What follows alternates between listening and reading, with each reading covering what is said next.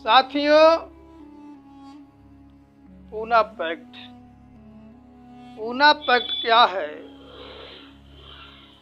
ये पूना पैक्ट का समझौता किन किन लोगों के बीच में हुआ था और पूना पैक्ट के समझौते से अछूतों ने अपना क्या खोया, क्या पाया और इसका क्या दुष्परिणाम हुआ, इसके विषय में हम चर्चा करेंगे।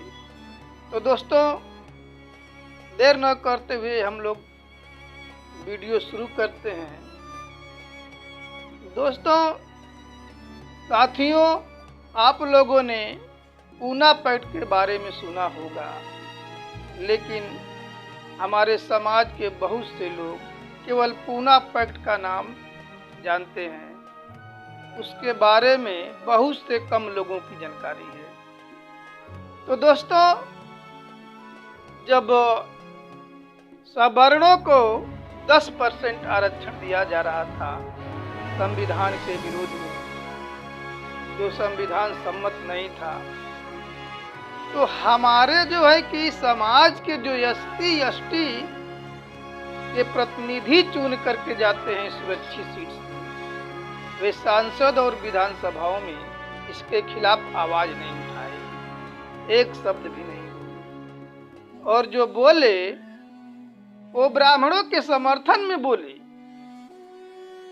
रामदास अठावले संसद में कविता पढ़ रहा था और रामविलास पासवान जीभ निकाल निकाल करके उसके समर्थन में भाषण कर रहे थे। तो दोस्तों, जिन लोगों को अपने समाज की लड़ाई लड़ना चाहिए, वे लोग ब्राह्मणों की लड़ाई लड़ रहे थे। आखिर में ऐसा क्यों? क्योंकि वे हमारे सच्चे जनप्रतिनिधि नहीं हैं। वे जिस पार्टी में हैं उस पार्टी का प्रतिनिधित्व करते हैं, लेकिन जिस समाज से आए हुए हैं उस समाज का प्रतिनिधित्व नहीं करते। क्योंकि ये लोग जिस पार्टी के हैं उस पार्टी के नामित प्रतिनिधि हैं। जबकि बाबा साहब डॉक्टर बी.आर. अम्बेडकर सच्चा जनप्रतिनिधि पैदा करने के लिए 17 अगस्त 1932 को गोल सम्मेलन लंदन से 4 अधिकार जीत करके लाए थे। और वो 4 अधिकार क्या है? पृथक निर्वाचन प्रणाली, यानी इसको अंग्रेजी में कहते हैं सेपरेट इलेक्टोरेट। दूसरा, अपने ही व्यक्ति को अपने जनप्रतिनिधि के रूप में चुनने का अधिकार, यानी इसको कहते हैं डबल वोटिंग का अधिकार।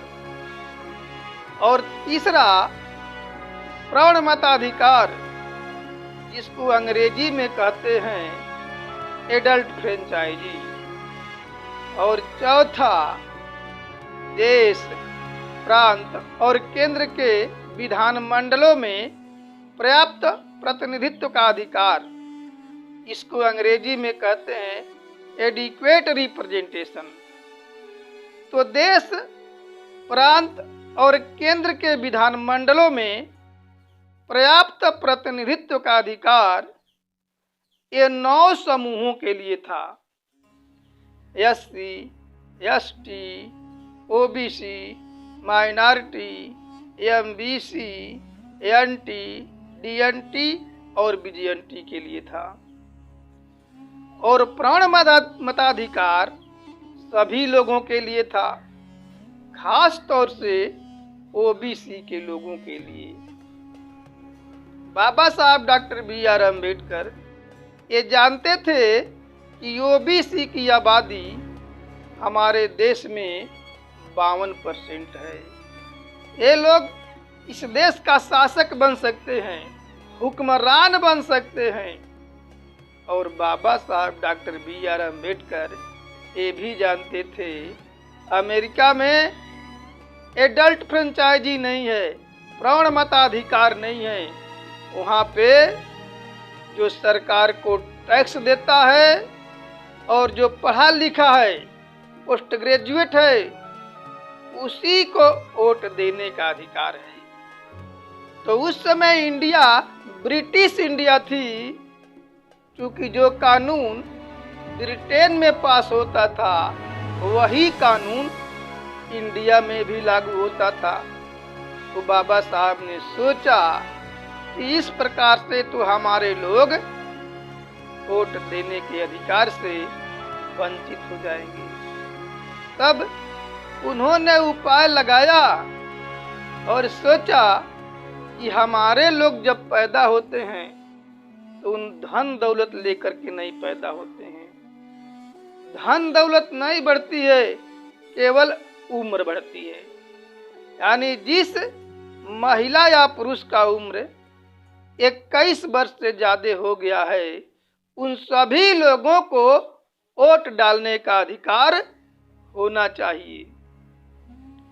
तो पहले राजा रानी के पेट से पैदा होता था, लेकिन अब राजा रानी के पेट से पैदा नहीं होता है, बल्कि वोट की पेटी से पैदा होता है। पहले राजा महाराजा को रानी पैदा करती थी, राजपाट के संचालक विज्ञानी पैदा करती थी। अब राजा पैदा होते हैं मत पत के पेटी से, सोनी चांदी हीरे मोती पैदा होते खेती से। राजा रंक या अनपढ़ हो, सबका वोट बराबर है, कहते डॉक्टर अम्बेडकर, एक किसी का नहीं अनादर है। तो पहले राजा का बेटा राजा होता था, राजा का नाती राजा होता था, पनाती राजा होता था, छनाती राजा होता था। लेकिन अब राजा रानी के पेट से पैदा नहीं होता है, बल्कि वोट के पेटी से पैदा होता है।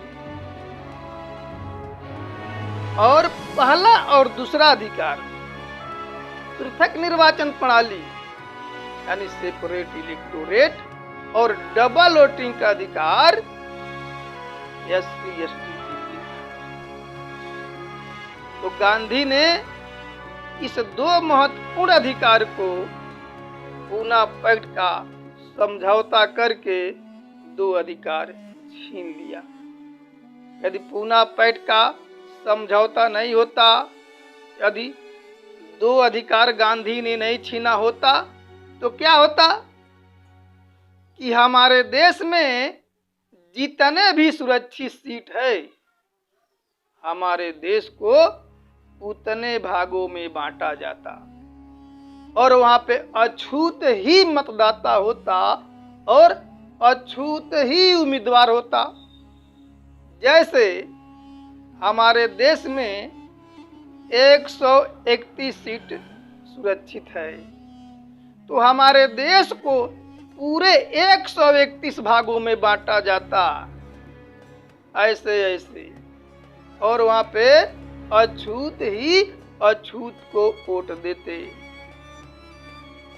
और यदि हमारे देश में 543 लोकसभा की सीट है, तो 543 में से अगर 131 घटा दिया जाए तो 412 भाग बचता है। पुनः अपने देश को 412 भागों में बांटा जाता और वहां पे समान सीट रहती। इस प्रकार से 412 भागों में बांटा जाता और ऐसे ऐसे 131 भागों में तो पहले बांट दिया गया था पूरे भारतवर्ष को। यानी बाबा साहब डॉक्टर BR अम्बेडकर पूरा भारतवर्ष को 131 में भाग में बांट करके पूरा देश को ही सुरक्षित कर दिए थे। अब उसी में से 412 भाग बांटा जाता, ऐसे ऐसे, तो वहां पे समान सीट होती। तो हम लोग एक वोट समान को देते और एक वोट अपने उम्मीदवार को देते, SC को देते। तो बल्कि दूसरी वोट के लिए ब्राह्मण हमारा गुलाम हो जाता, 2-4 बार चुनाव होता, लगातार बहुमत मिलने से हम लोग इस देश के शासक बन जाते, हुक्मरान बन जाते, ओबीसी के लोग साथ देते। इस प्रकार से ऊंच नीच के आधार पे आधारित हिंदू धर्म भी समाप्त हो जाता। लेकिन गांधी जानता था कि पृथक निर्वाचन प्रणाली और डबल वोटिंग का अधिकार हिंदू धर्म के लिए खतरा है। तब उन्होंने क्या किया?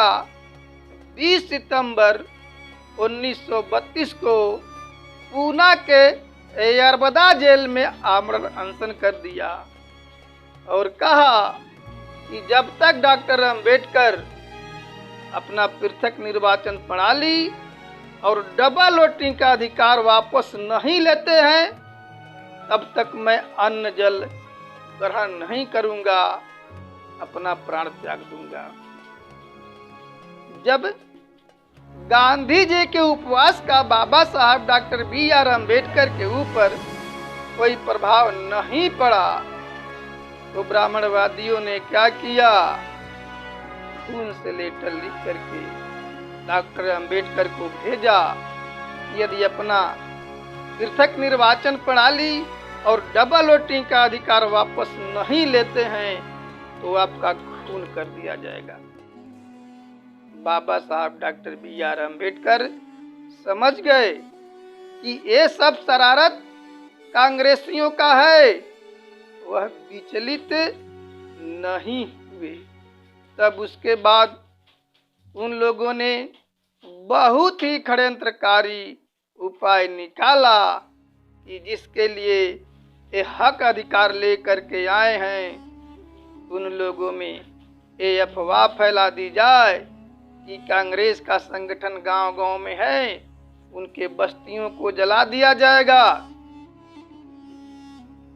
लेकिन डॉक्टर अंबेडकर बहुत होशियार किस्म के व्यक्ति हैं, वो मानने वाले नहीं हैं, समझने वाले नहीं हैं। इसलिए नमूने के तौर पे कानपुर, बनारस और पटना के कुछ देहातों में आग लगा दिया गया। हमारे लोग जलने लगे। बाबा साहब डॉक्टर बी.आर. अम्बेडकर को संदेशा दिया गया। बाबा साहब डॉक्टर बी.आर. अम्बेडकर ने कहा कि हमारे लोग असहाय हैं, निराश्रित हैं, कांग्रेस का संगठन गांव-गांव में है, हमारे बस्तियों को जला सकते हैं, तंग और तबाह कर सकते हैं। हम हक अधिकार ही लेकर के क्या करेंगे जब वो लोग जिंदा नहीं रहेंगे। फिलहाल उनका जिंदा रहना जरूरी है, हक अधिकार तो हम बाद में भी लड़ करके ले सकते हैं। इस प्रकार से बाबा साहब डॉक्टर बी.आर. अम्बेडकर ने रो रो करके पूना पैक्ट का समझौता किया और गांधी ने 2 अधिकार छीन लिया, पृथक निर्वाचन प्रणाली और डबल वोटिंग का अधिकार छीन लिया। 24 सितंबर 1932 को पूना पैक्ट का समझौता हुआ। उसके दूसरे दिन बाबा साहब डॉक्टर बी.आर. अम्बेडकर पूना से चल करके बंबई आए और पूना पैक्ट का धिक्कार किया। उसके विरोध में कई किताब लिख दिए। पूना पैक्ट क्यों और कैसे, अल्पसंख्यक और गांधी, पिछड़े के लिए कांग्रेस और गांधी ने क्या किया, इस प्रकार की कई किताबों को बाबा साहब डॉक्टर बी.आर. अम्बेडकर लिख दिया। उन्होंने भाषण देते हुए कहा था कि मैंने पूना पैक्ट पे समझौता करके, साइन करके जिंदगी का सबसे बड़ा भूल किया। हो सके तो मेरे प्यारे बच्चों, हो सके तो इस हमारे भूल को सुधार कर लेना। तो दोस्तों, पूना पैक्ट का समझौता हुआ, हो गया, तो हमने क्या खोया और क्या पाया। तो पूना पैक्ट का समझौता हुआ तो सेपरेट इलेक्टोरेट चली गई, पृथक निर्वाचन प्रणाली चली गई और उसके स्थान पे संयुक्त निर्वाचन प्रणाली आ गई, ज्वाइंट इलेक्टोरेट आ गया। हमारे देश में चुनाव ज्वाइंट इलेक्टोरेट के तहत होता है, तो ज्वाइंट इलेक्टोरेट के तहत अछूतों का अपना जनप्रतिनिधि चुनने का अधिकार तो बहाल हुआ। हमें 131 सीट तो दिया, लेकिन 131 सीट पूरा भारत को 131 भागों में बांट करके नहीं दिया, बल्कि 131 भाग कुद्दी कुद्दा यहाँ वहां दिया। जैसे बांसगांव सुरक्षित है, अकबरपुर सुरक्षित है, बस्ती सुरक्षित है, ऐसे यहाँ वहां कुद्दी कुद्दा दिया। जबकि सेपरेट इलेक्टोरेट में अपने देश को 131 भागों में बांटना था और 131 भागों में बांट करके वहां अछूत ही मतदाता होते और अछूत ही उम्मीदवार होते, यानी पूरे देश में कोई जगह खाली नहीं रहती कि हमारा उम्मीदवार न रहता। लेकिन जब गांधी समझौता किया तो 131 भाग को यहाँ वहां दिया, कुद्दी कुद्दा दिया, और वहां पे सभी जात के लोगों को वोट देने का अधिकार है। और जब सभी लोग वोट देते हैं तो हम लोग वहां अल्पमत में होते हैं। जिसको चुन करके भेजना चाहते हैं वो चुन करके नहीं जाता है, जिसको चुन करके नहीं भेजना चाहते हैं वही चुन करके जाता है और हमारे ऊपर जबरदस्ती थोप दिया जाता है। तो जब यही लोग चुन करके जाते हैं ज्वाइंट इलेक्टोरेट के तहत, वही लोग सांसद और विधानसभाओं में बोलते ही नहीं हैं, मुंह ही नहीं खोलते हैं। मुंह भी खोलते हैं तो केवल जम्हाई लेने के लिए खोलते हैं। अगर जम्हाई लेना नेचुरल काल नहीं होता तो ये मुंह भी नहीं खोलते। आखिर में क्यों नहीं बोलते हैं? क्योंकि वो लोग किसी पार्टी के खूंटे से बंधे होते हैं। आगे उन्हें टिकट की भी चिंता लगी रहती है और ब्राह्मण क्षत्रियों के वोट की भी आवश्यकता पड़ती है, इसीलिए नहीं बोलते हैं। और जब अछूतों पे अन्याय अत्याचार होता है, जब हमारे लोग सड़क पे उतरते हैं तो ब्राह्मण कहता है कि तुम्हारे लोग बहुत उपद्रव कर रहे हैं, उनको शांत कराओ। जब हम सड़क पे उतरते हैं तो ब्राह्मणवादी मीडिया कहती है कि ये लोग बहुत उपद्रव कर रहे हैं, इन्हें शांत कराओ।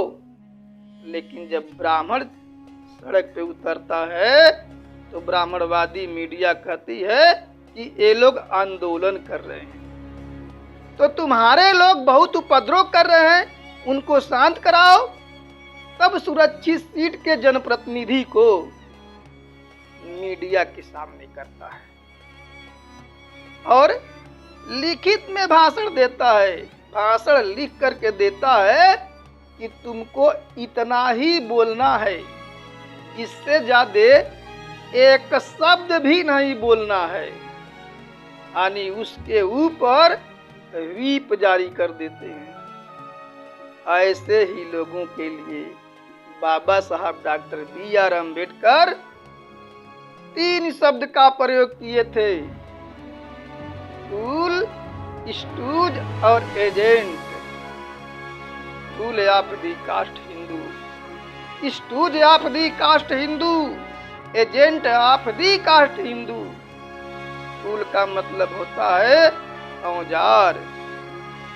वे हमारे ही जनप्रतिनिधि को हमारे ही खिलाफ अपने औजार के रूप में प्रयोग करते हैं, यानी हमारे ही लाठी से हम ही को मारते हैं। Stooge of the caste Hindu.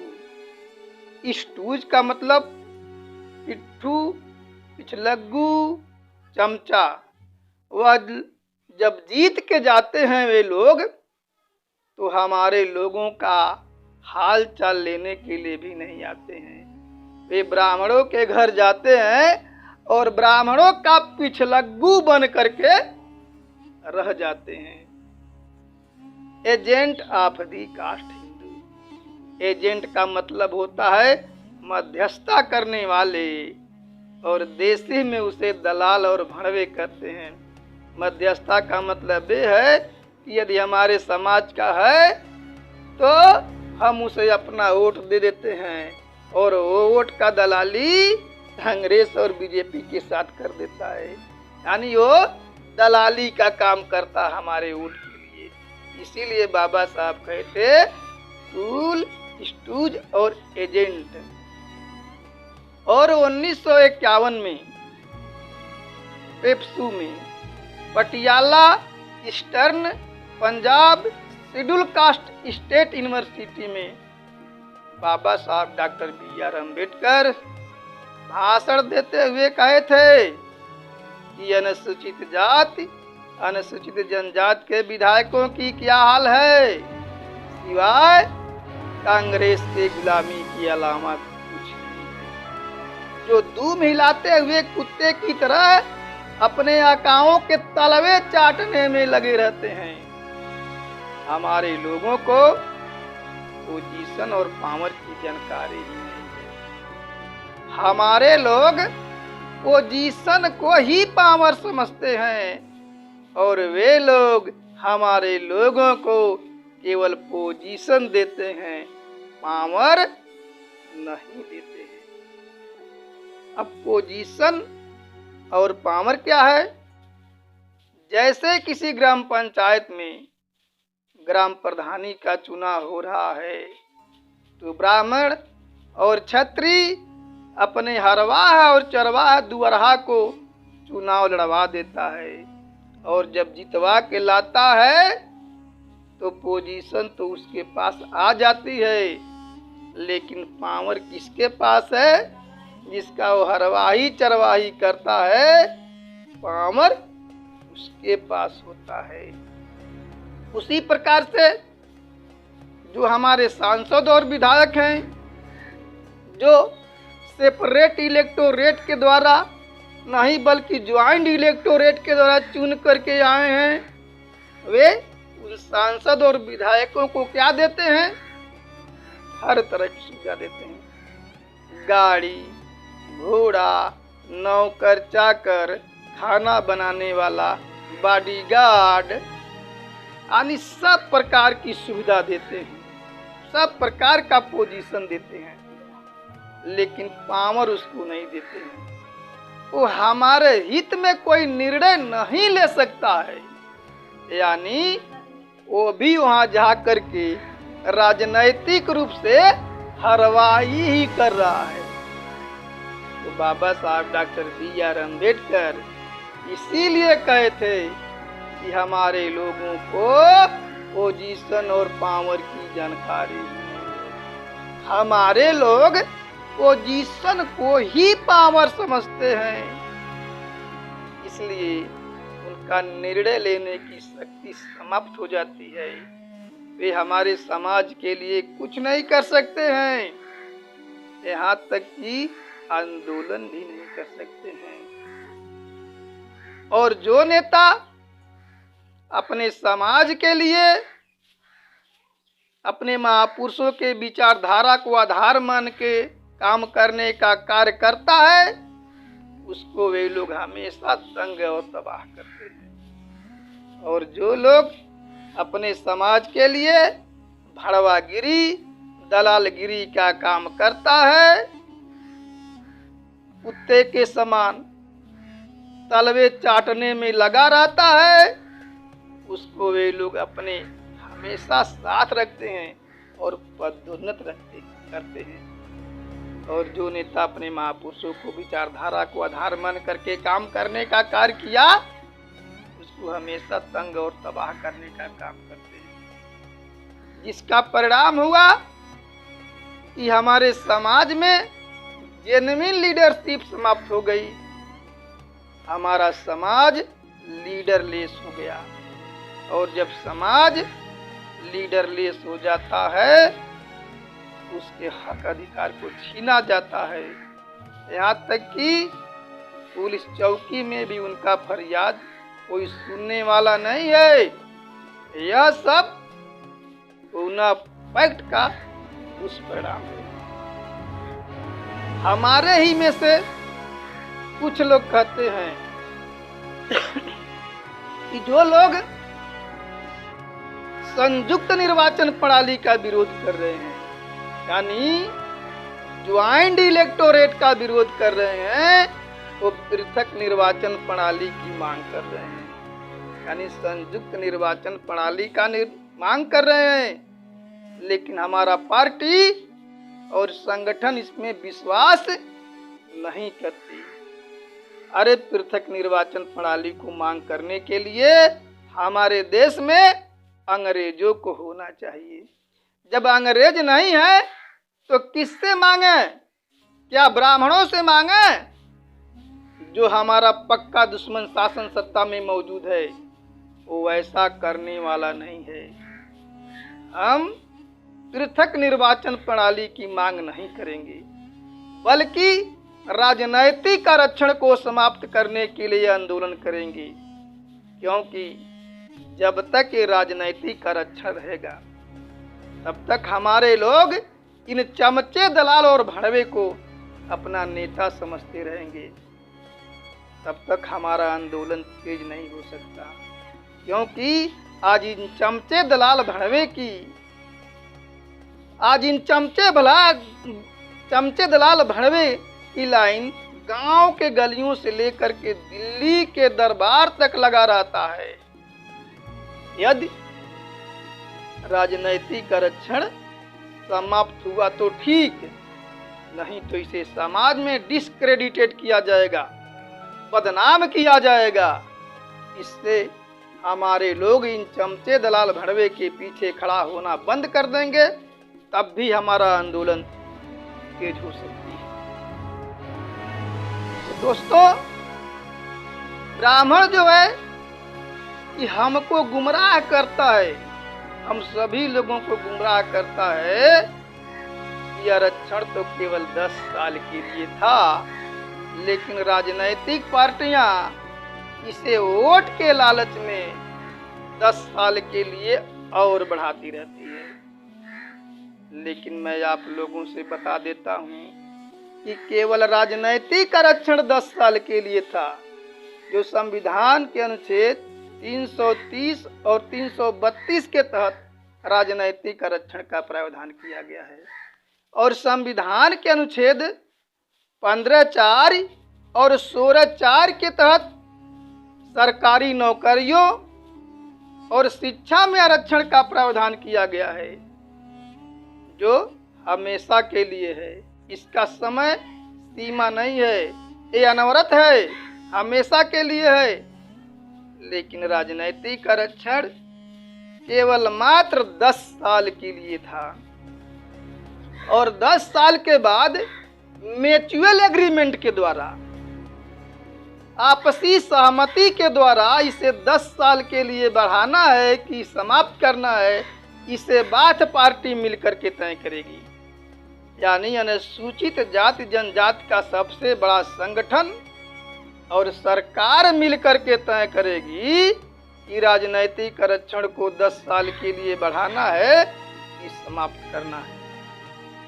लेकिन जैसे ही राजनैतिक आरक्षण 10 साल के बाद समाप्त होता है, वैसे बिना संसद में चर्चा कराए, बिना रेजुलेशन पास किए, राजनैतिक आरक्षण को 10 साल के लिए और बढ़ाते हैं। जब इंदिरा गांधी शासन सत्ता में थी और अपोजिशन में अटल बिहारी वाजपेयी थे, तो जैसे ही 10 साल के बाद राजनैतिक आरक्षण समाप्त हुआ, वैसे ही संसद में जैसे रखा गया, तो इसके समर्थन में अटल बिहारी वाजपेयी ने हाथ उठा दिया और बिल पास हो गया। और जब अटल बिहारी वाजपेयी प्रधानमंत्री थे और अपोजिशन में सोनिया गांधी थी, तो जैसे ही 10 साल के बाद ये आरक्षण रखा गया, सोनिया गांधी ने उसके समर्थन में हाथ उठा दिया और आरक्षण पास हो गया। जबकि राजनैतिक आरक्षण का मांग न तो कोई पार्टी करता है, न तो कोई नेता करता है, न तो कोई सामाजिक संगठन करता है। फिर भी राजनैतिक आरक्षण को 10 साल के लिए लोग बढ़ाते रहते हैं। और जिस आरक्षण का हम मांग करते हैं, दिन प्रतिदिन मांग करते हैं, उस आरक्षण को देता ही नहीं है। और जिस आरक्षण का हम मांग ही नहीं करते हैं, उसको प्रत्येक 10 साल के लिए बढ़ाता रहता है। आखिर में ब्राह्मण ऐसा क्यों करता है?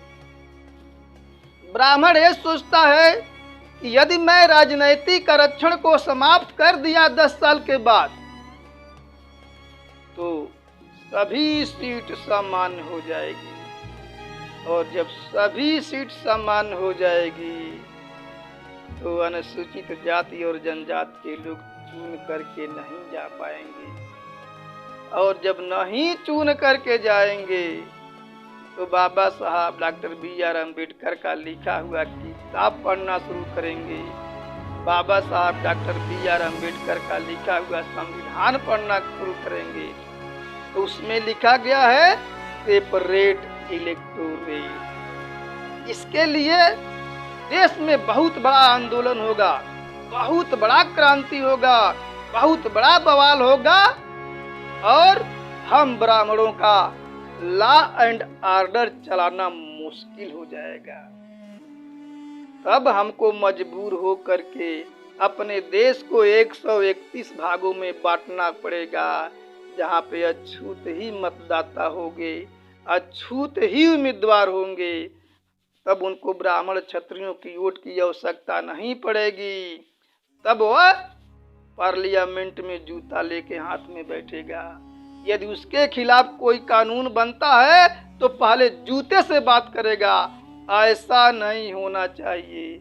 इसलिए राजनैतिक आरक्षण को 10 साल के लिए बढ़ाते रहते हैं। पूना पैक्ट के ओरिजिनल टेक्स्ट में लिखा गया है कि राजनैतिक आरक्षण को 10 साल के लिए बढ़ाना है कि समाप्त करना है, ये बात पार्टी मिलकर के तय करेगी। तो दोस्तों, अगर इस बार जैसे ही 10 साल का समय बीतता है, बिना अनुसूचित जाति जनजाति के संगठन से पूछे तुम राजनैतिक आरक्षण को 10 साल के लिए बढ़ा नहीं सकते हो, एक्सटेंशन नहीं कर सकते हो। सबसे बड़ा संगठन अनुसूचित जाति जनजाति का वामसेप है।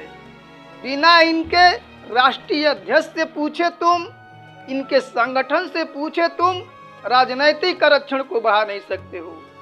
इसके लिए मेश्राम साहब का ऐलान है, इसके लिए मैं राष्ट्रपति को चिट्ठी लिखूंगा, चीफ जस्टिस ऑफ इंडिया को चिट्ठी लिखूंगा, पीएमओ ऑफिस को चिट्ठी लिखा जाएगा कि पूना पैक्ट के ओरिजिनल टेक्स्ट में लिखा गया है कि म्यूचुअल एग्रीमेंट के द्वारा 10 साल के बाद आरक्षण समाप्त करना है और बढ़ाना है, ये बात पार्टी मिलकर के तय करेगी। इस बार बिना पूछे तुम राजनैतिक आरक्षण को 10 साल के लिए बढ़ा नहीं सकते हो, क्योंकि हमारे देश में ज्वाइंट इलेक्टोरेट के तहत चुनाव होता है और इसी के तहत दलाल और भड़वे पैदा होते हैं। जब माननीय कांशीराम साहब जी पूना पैक्ट पढ़े, तो उन्होंने 2 भी मिनट का समय बर्बाद नहीं किया। उन्होंने कहा कि यदि हम राजनैतिक आरक्षण को समाप्त करने का आंदोलन चलाएंगे, तो जो सुरक्षित सीट से सांसद और विधायक चुन करके गए हैं, वे अपने समाज के लोगों को, हमारे समाज के लोगों को गुमराह करेंगे कि कांशीराम तो राजनैतिक आरक्षण का विरोधी है। यानी संविधान के अनुच्छेद 330 और 332 को 15(4) और 16(4) के साथ जोड़ करके हमारे ही समाज के प्रतिनिधि हमारा विरोध शुरू करेंगे। जैसा कि ब्राह्मण आज विरोध करता है कि आरक्षण 10 साल के लिए था, यानी संविधान के अनुच्छेद 330 और 332 में राजनैतिक आरक्षण का प्रावधान है। संविधान के अनुच्छेद 15(4) और 16(4) के तहत सरकारी नौकरियों में और शिक्षा में आरक्षण का प्रावधान है। लेकिन जब ब्राह्मण विरोध करता है तो सभी आरक्षण को साथ में लेकर के विरोध करता है, यानी राजनैतिक आरक्षण को भी और नौकरियों और शिक्षा में आरक्षण को भी साथ में विरोध करता है, लेकर के 330 और 332 को 15(4) और 16(4) के साथ जोड़ करके विरोध करता है। और हमारे लोग पढ़े लिखे नहीं हैं, जानते नहीं हैं। तो इसीलिए कांशीराम साहब ने कहा कि जब राजनैतिक आरक्षण समाप्त करने के लिए हम बात करेंगे, आंदोलन करेंगे, तो सुरक्षित सीट के ही सांसद और विधायक विरोध करेंगे कि कांशीराम तो आरक्षण का विरोधी है और हमारे लोग पढ़े लिखे नहीं हैं। इसलिए उन्होंने 2 मिनट का समय बर्बाद नहीं किया और बीएसपी पार्टी बनाई और नारा दिया, तिलक तराजू और तलवार का नारा दिया था। तो ये कांशीराम नारा दिए थे कि जब हमें सामान्य लोगों का, ब्राह्मण क्षत्रियों को वोट ही नहीं चाहिए, तो जो हमारे 85 में से जो प्रतिनिधि चुन करके जाएंगे, अपने वोट के ही द्वारा चुन करके जाएंगे, वे अपने समाज का सच्चा जनप्रतिनिधि होंगे।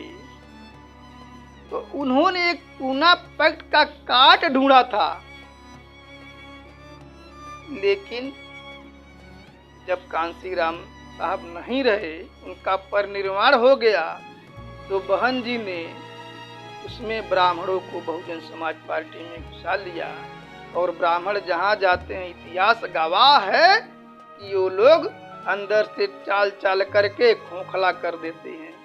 आज बहुजन समाज पार्टी का भी वही हालत है। तो जब ब्राह्मण बहुजन समाज पार्टी में मिल गया है, इसके मतलब जो कांशीराम साहब जी पूना पैक्ट का काट ढूंढे थे, अब वो समाप्त हो गया है, वो चीज रह नहीं गई है। ये जगह खाली जा रही थी, यही जगह खाली जा रही थी। इसी खाली जगह को भरने के लिए मातंग साहब ने एमपी पार्टी बनाया है और उन्होंने नारा दिया है, तिलक तराजू और तलवार, वोट न मांगो उनके द्वार। यानी जब हमें ब्राह्मण क्षत्रियों की वोट की आवश्यकता ही नहीं रहेगी और न उन्हें अपने पार्टी का 4 आने का मेंबर भी नहीं बनाएंगे, तो जो हमारे समाज का सच्चा जनप्रतिनिधि होगा वही चुन करके जाएगा। तो ये कांशीराम साहब जी काट ढूंढे थे, अब उनका समाप्त हो गया काट, क्योंकि बहुजन समाज बहुजन से सर्वजन की ओर चली गई है। अब मातंग साहब जी इस पूना पैक्ट के समझौता को काट करने के लिए बीएमपी पार्टी का निर्माण किया गया है। और दोस्तों, ये तो ऐलानिया चैलेंज करते हैं। बीएल मातंग साहब जी ऐलानिया चैलेंज करते हैं कि मैं अपने बाप का जायज औलाद हूँ, मैं तुम्हारे घर वोट मांगने के लिए नहीं जाएंगे। यदि तू अपने बाप का जायज औलाद हो तो हमारे घर वोट मांगने के लिए मत आना। आज तक कोई नेता पूरे भारतवर्ष में ऐसा नहीं कहा, लेकिन बीएमपी पार्टी आज कह रही है। तो दोस्तों, केवल पूना पैक्ट का काट कांशीराम साहब ही नहीं ढूंढे थे, बल्कि बाबा साहब डॉक्टर अम्बेडकर भी ढूंढे थे। जब 1942 में क्रिप्स कमीशन आया था, तो बाबा साहब डॉक्टर बी.आर. अम्बेडकर ने सेपरेट सेटलमेंट की मांग किए थे। यानी अछूतों को 100 गांव के बस्तियों से लेकर के 1000 बस्तियों तक ब्राह्मणों के, क्षत्रियों के बस्तियों से बहुत दूर बसा दिया जाए, ताकि वहां जा करके ब्राह्मण क्षत्रिय को छुआछूत करने का मौका नहीं मिलेगा।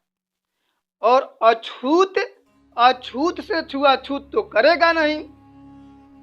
और जो वहां के सांसद और विधायक चुन करके जाएंगे वो उनके अछूतों के ही वोट से चुन करके जाएंगे। तो गांधी ने सोचा कि एक बार तो 1932 में सेपरेट इलेक्टोरेट के विरोध में हमने आमरण अनशन किया, तो किसी प्रकार से मरते मरते बचा, और अब सेपरेट सेटलमेंट आ गई है। अगर इस बार अगर वैसी नौबत आई, हमने आमरण अनशन किया, तो इस बार बचने वाला नहीं हूं, यानी मरना तय है। तो जिंदगी भर का अहिंसा का पाठ पढ़ाने वाला, अहिंसा का पुजारी गांधी हिंसक हो गया और करो मरो का नारा दिया। गांधी के करो मरो नारा देने की वजह से हमारे देश में लॉ एंड ऑर्डर की समस्या पैदा हो गई और अंग्रेजों को देश छोड़कर जाना पड़ा। तो मेरे दोस्तों, अंग्रेजों को हमारे समर्थन में अंग्रेज थे, यानी हमको अधिकार दे रहे थे, इसलिए उनको भगाया गया। 600 वर्ष मुगल राज किए, कभी ये लोग आंदोलन नहीं चलाए कि मुगल देश छोड़ो, लेकिन 150 अंग्रेजों के शासन काल में इन लोगों ने नारा दिया कि अंग्रेज देश छोड़ो। तो दोस्तों, पहले हम दोहरी गुलामी में थे। एक तो अंग्रेजों के गुलाम थे, दूसरे यहाँ के ब्राह्मणों के गुलाम थे। ब्राह्मण अंग्रेजों के गुलाम थे, हम ब्राह्मणों के गुलाम थे, यानी डबल गुलामी के जंजीरों में थे। तो गुलामों के हम लोग गुलाम थे, अंग्रेजों के गुलामी से तो मुक्ति मिल गई, लेकिन आज भी हम इस ब्राह्मणों के गुलामी में आज भी जकड़े हुए हैं और कई प्रकार से जकड़े हुए हैं, कई गुलामी में जकड़े हुए हैं। ऐसे हालत में हम लोग आजाद होना यदि चाहते हैं तो हम सभी मूल निवासियों को इकट्ठा होकर के आंदोलन करना पड़ेगा। इसके लिए हम लोगों का प्लेटफार्म तैयार है, केवल हमको वहाँ पे जा करके अपनी बात रखना है, आंदोलन करना है। कोई नया प्लेटफार्म भी बनाना नहीं है, मिल गया है और सबसे बड़ा विश्व का प्लेटफार्म। सामाजिक न्याय की स्थापना करने के लिए वामसेफ है। आप मूल निवासियों से करबद्ध विनती है कि आप लोग इसके बैनर तले आकर के अपने आज़ादी के आंदोलन में लड़िए, सहयोग करिए। हम ऐसा आशा और विश्वास करते हैं कि आप लोग सहयोग करेंगे। आप लोगों ने हमारी बात को सुना, इसके लिए धन्यवाद। जय मुर्मू।